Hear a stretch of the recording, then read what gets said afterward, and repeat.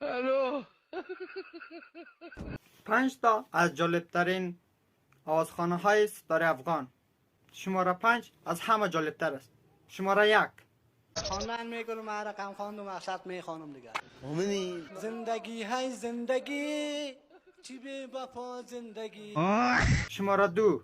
بزرگترین آرزوی من است که آوازخوان شوم. ایگالا که تو گام میزنی من نمیفهم که چی میگی. از فامیل کسی تشویقم نکرد.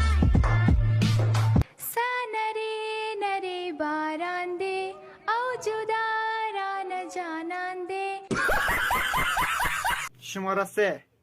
یک دل میگه برم برم. شماره 4. یارم گلهارم میچینه.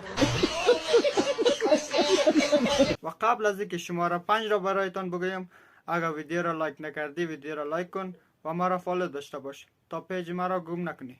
شماره 5. عشق آوازخوانی هم ندارم همین شب‌های دیگر چشم سیاه داغه مادر نبی ندار.